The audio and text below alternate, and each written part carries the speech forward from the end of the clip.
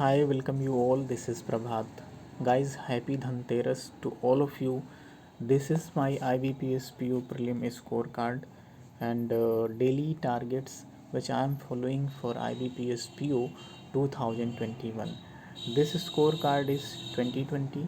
In this scorecard, you can see in English language section I have scored 16.50 marks. In quantitative aptitude section I have scored 20.75 marks. In reasoning ability section I have scored 17.75 marks.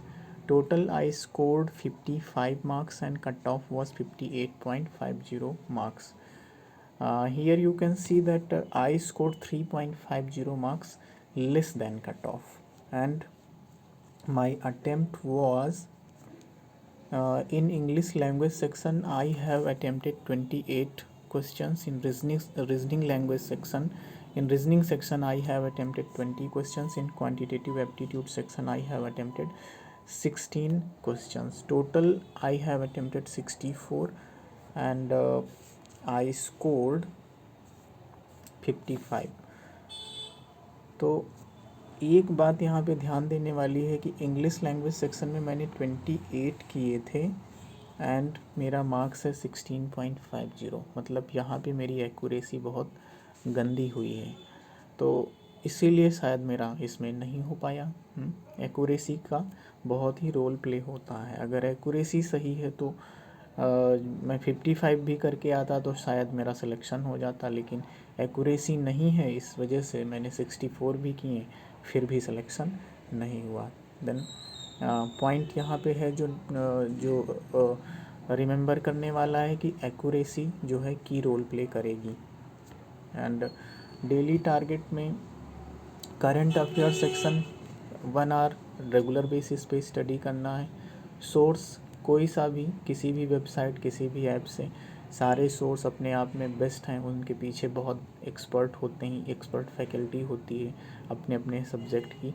तो किसी भी जगह से पढ़िए, किसी भी source से पढ़िए, बस पढ़ना इम्पोर्टेंट है. प्रीलिम का मॉक लगाना है. एक सोर्स आप या तो ऑलिव बोर्ड या प्रैक्टिस मॉक या ग्रेड अप, तीनों बेस्ट हैं. और प्रीलिम का मॉक जो है PDF फॉर्म में नहीं होना चाहिए. प्रीलिम का मॉक जो है टाइम बाउंड मैनर में ही होना चाहिए. तो आपका प्रीलिम का मॉक हो गया टाइम बाउंड मैनर में. और एक मेंस का DI और एक मेंस का पज़ल. मेंस का DI और मेंस का पज़ल, ये दोनों चीज़ें जो हैं टाइम बाउंड मैनर में नहीं चाहिए. मेंस वाली ये टाइम बाउंड मैनर में तब चाहिए जब प्रीलिम में सिलेक्शन हो जाए. जब तक प्रीलिम में सिलेक्शन नहीं हो जाता, इन दोनों चीज़ों को आप बगैर टाइम बाउंड मैनर के सॉल्व करिए. और प्रीलिम का मॉक जो है टाइम बाउंड मैनर में सॉल्व करिए.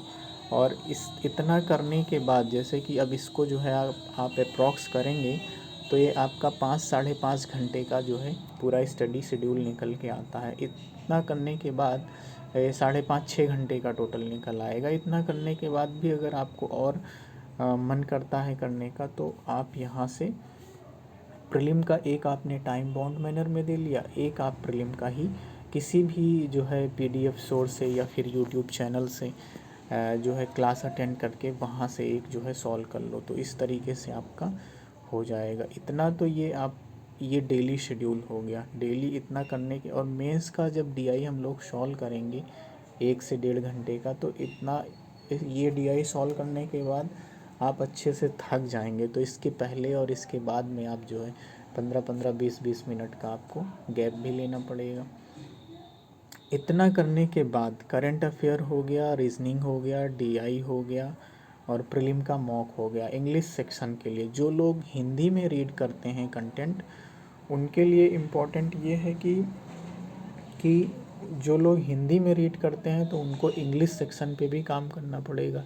उसके लिए वो द हिंदू का एडिटोरियल, और या फिर प्रीलिम का जो हम लोग मॉक देते हैं उसमें जो रीडिंग कॉम्प्रिहेंशन होता है उसको प्रॉपरली रीड करें पूरा कंटेंट, और उसको समझने की कोशिश करें, कॉम्प्रिहेंड करने की कोशिश करें.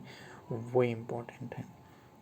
और जो लोग पूरा कंटेंट इंग्लिश में पढ़ते हैं उनके लिए तो कोई प्रॉब्लम ही नहीं. करंट अफेयर पढ़िए आप, वहीं से आपका इंग्लिश कवर हो जाएगा.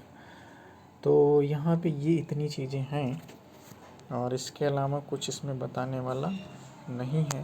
यही मैं भी फॉलो कर रहा हूँ, आप भी करिए, might be useful for you also. And that's all, bye bye.